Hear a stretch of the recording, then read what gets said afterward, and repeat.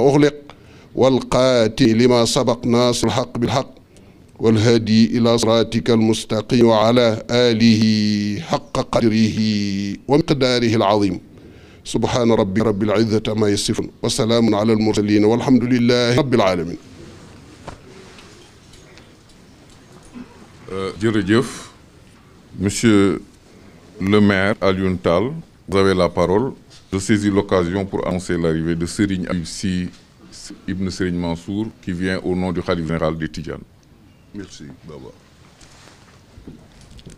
Merci, Monsieur Babawan. En tout cas, merci pour cette générosité et pour cette disponibilité, pour avoir accepté en tout cas d'être le MC du jour. Yalla la ko Yalla fi. Et si vous êtes là aussi, c'est parce que vous l'avez dit tout à l'heure dans vos propos, pour magnifier en tout cas les relations avec notre cher frère Khoureychi Ba. Assalamu alaikum. Gannaaw bu ñu sant Yàlla julli ci yonent bi sallallahu alayhi wa sallam, ñu ngi nuyu ñi fi teew ñëpp di jiital ci nuyoo bi le premier ministre du Sénégal monsieur Ousmane Sonko ak membre gouvernement yi nga àndal ñëpp. Di nuyu les membres du barreau, di leen di massawu, di nuyu les invités à vos titres, rangs et qualités, di massawu la famille de Cheikh Khoureychi Ba, di massawu bu baax soxnaam yi toog fii ak ay doomam. Aujourd'hui, nous sommes meurtris pour dire que nous avons la mort dans l'âme de prononcer notre discours. Parce que nous venons de perdre une grande personnalité qu'on ne présente plus en la personne de Cheikh Khoureychi Ba. Nous sommes tous dévastés, particulièrement la commune de Mermoz Sacré-Cœur, parce qu'il fut l'avocat de notre commune. Et je salue en présence ici la présence de Maître Ousseynou Fall. Nous connaissions vraiment une relation particulière. Il n'y a pas longtemps, il est passé dans notre bureau pour discuter en tout cas sur beaucoup de sujets, n'est-ce pas, donc relatif au fonctionnement et au développement en tout cas de la commune de Mermoz Sacré-Cœur. maa ngi leen di masawu bu baax a baax. tey su ñu nekkoon fii di wax ci Cheikh Khoureychi Ba, nous allons passer ici la journée. Et je sais pertinemment toute cette belle mobilisation de personnalités de valeur ñu regroupé wu fii, c'est parce que ku ci nekk am na loo xamante ne seq ko ak moom te war nga ñëw taxaw fii mën a seede loolu parce que bés yi loolu la ñuy ñaan. Mais je tenais particulièrement au nom de la commune de Mermoz Sacré-Cœur de remercier le gouvernement du Sénégal. Monsieur Ousmane Sonko, on est très content parce que lii tey bu ngeen ko bàyyi ak njaboot bi ñu defar ko defar bu rafet ci jumaa bi nga xamante ni suma frère le maire il est mon adjoint, il est imam et adjoint Khalifa Ndiaye waroon ñëw ñu def témoignage boobu à la mosquée de la commune de Mermoz Sacré-Cœur. Mais gouvernement bi jël mbir yi daf ko fu boppam ñu defal ko li nga xamante ni cet hommage mérité à l'endroit en tout cas de ce grand homme.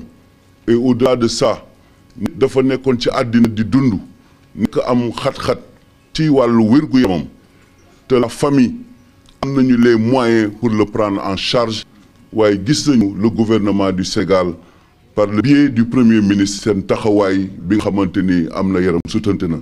Nous tenons ici à vous remercier, à vous témoigner toute notre gratitude et notre parfaite reconnaissance. Parce que nit su leen yàlla boolee nekk ay compagnons de lutte tey bu li amee taxawaay bi dafa doon jaadu loolu ça nous va droit au cœur. Je pense que man particulièrement xam naa ne Cheikh Khoureychi Ba amu na ñaari jeunes yoo xamante ni dañu nekk ci xolam ñu nekk des compagnons de lutte parce qu'il a toujours œuvré pour le rayonnement de la démocratie, la consolidation de l'état de droit. Et loolu mu àndoon si ak le président Ousmane Sonko ak beneen xaritam rakam muy Barthélémy Diaz qui est en dehors du territoire. Et là-bas où il est en France, il m'a appelé pour dire que lui aussi il est dévasté par la disparition de Cheikh Khoureychi Ba. te may ne ñaan sunu borom yàlla cat bu mu ko jiitu ci bàmmeelam yàlla rëccu li mu doon def ci àddina bés bi du jaas. ñun ku ci nekk nous sommes tous des acteurs waaye ëllëg ñun ñëpp lii dinañu ko defal yàlla na yéex waaye dañuy delloo ci xel yi xam ni le monde est en mutation très profonde et avec les repères qui bougent yii bu amee ces moments-là je pense que dañu gën a mun a waxtaan ñu war a mën a gën a jàppante ñu war a gën a bokk ndey ñu war a gën a bokk baay parce que réew mi ñu ko bokk te ku nekk da nga si war a mën a jouer ta partition pour l'essor socio-économique de ce pays-là.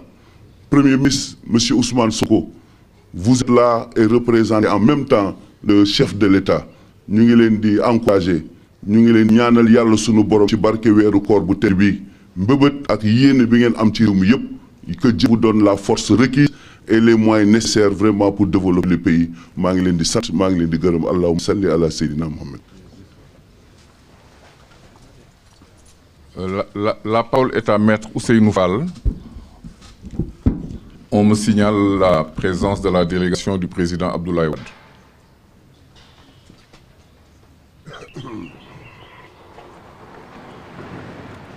Mesdames, Messieurs,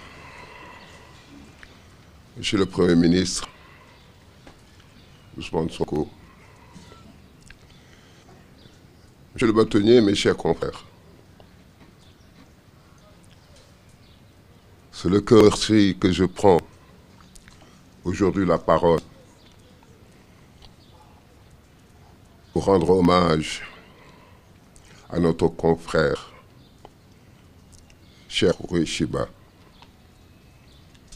Monsieur le Premier ministre, vous l'avez dit, et vous l'avez très bien dit, en lui rendant hommage. C'était un avocat digne et talentueux. Vous avez raison, Monsieur le Premier ministre, de le dire. Notre éminente consoeur, maintenant disparue, première avocate à être inscrite au barreau du Sénégal,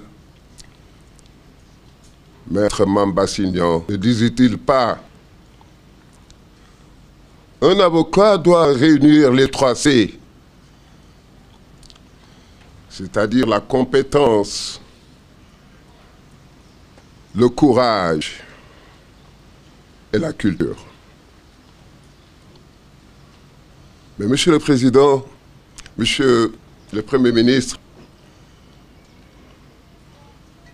l'unanimité s'est faite autour de la personnalité du Cheikh Ourey Chiba. Donc on dit qu'il avait un pensée plus qu'académique. Monsieur le Premier ministre, Cheikh Ourey Chiba incarnait l'avocat au vrai sens du mot. Avocat, avocatus au sens étymologique du mot, veut dire celui qui est appelé au secours.